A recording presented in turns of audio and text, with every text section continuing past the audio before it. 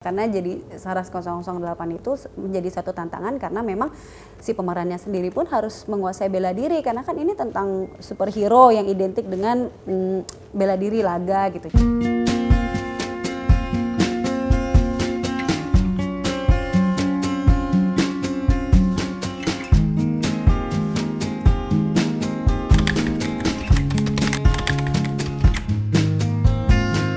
Itu sekitar it's been 16 or 17 years yang lalu ya kayaknya gitu. Tapi maksudnya ya alhamdulillah itu masih mengena banget sampai sekarang.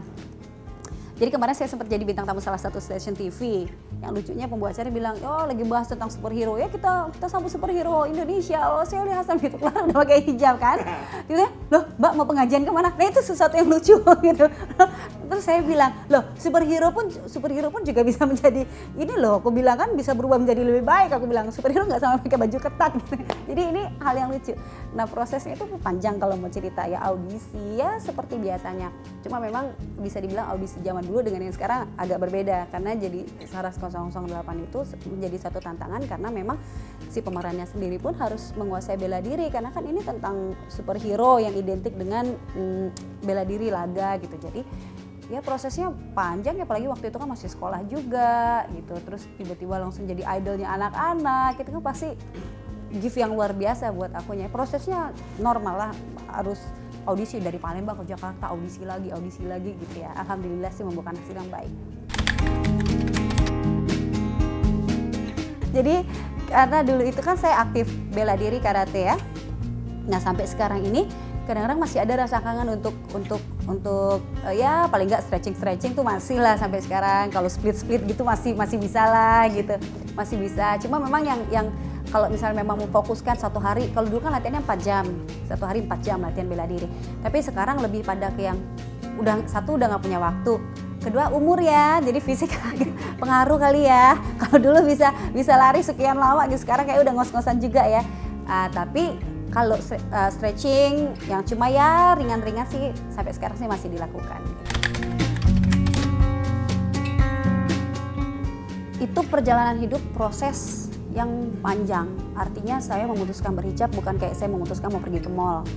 Oh gampang nih pergi ke mall, karena yang saya tinggalkan pun banyak hal. Satu, pergaulan saya sama teman-teman udah nggak bisa lagi kayak dulu yang wah bebas apa-apa gimana gitu.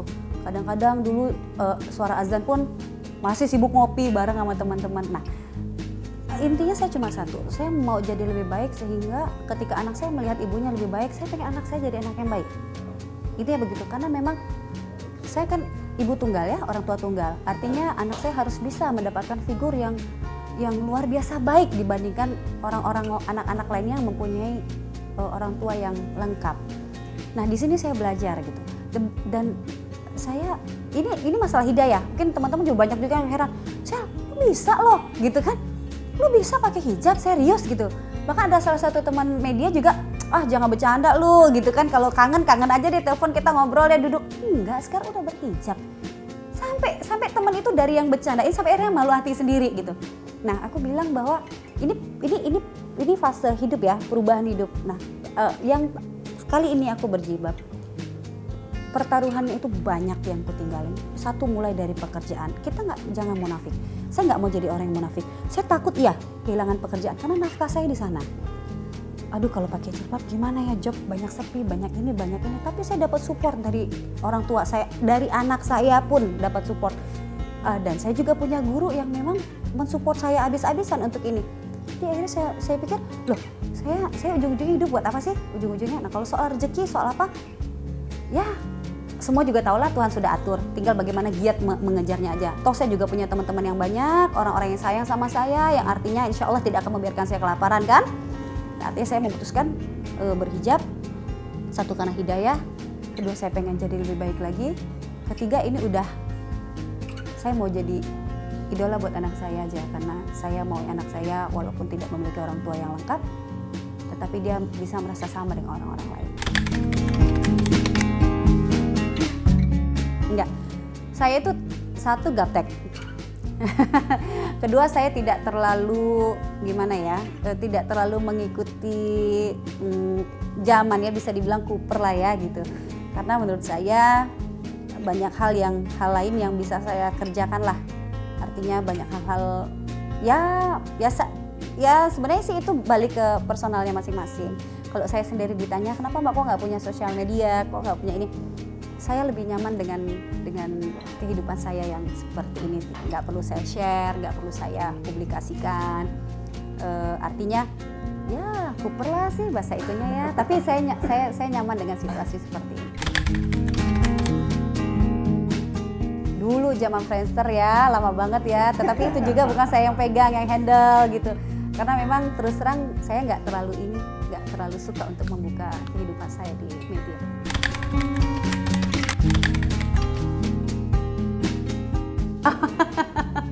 Masya Allah, saya anggap ini doa kebalikannya ya, doa baik gitu. Kalau orang bilang saya ada hoax, saya meninggal, ada juga beberapa teman saya, salah satunya adalah Ogi Fantinus waktu itu, telepon panik.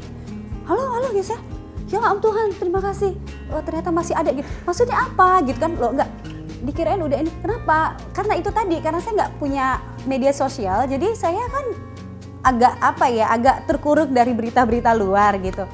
Jadi saya anggap pertama ada kagetnya juga, kedua kok bisa ya, saya kan bukan tipe orang yang suka tampil apa gitu, kok bisa ada kabar begitu. Tapi saya anggap bahwa ini adalah bentuk perhatian dan doa yang baik aja buat saya.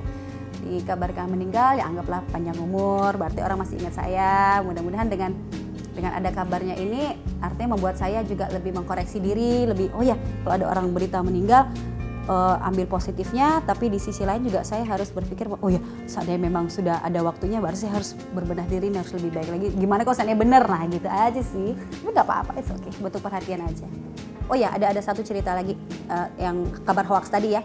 Saya ada temen sudah 2 tahun nggak pernah berhubungan telepon atau apapun, sahabat baik saya. Tiba-tiba beliau gimana ceritanya kok tiba-tiba bisa lagi dapat nomor telepon salah satu kerabat saya yang lainnya. Beliau sampai bikin acara tahlilan loh. Karena berita hoax saya meninggal kan. Sempat ada sampai bikin tahlilan segala macam, sampai akhirnya beliau punya nazar. Ya Allah, kalau misalnya memang dipanjangkan umur sahabat saya ini, dia bilang saya punya niatan baik untuk mengumrohkan beliau. Teman saya bilang begitu. Iya, teman saya bilang gitu. Nah ini Masya Allah, 1 minggu sebelum teman saya ini telepon, saya sudah betul-betul niat untuk umroh. Saya sampai tulis di status handphone saya, status di WA saya bilang, aduh pengen umroh.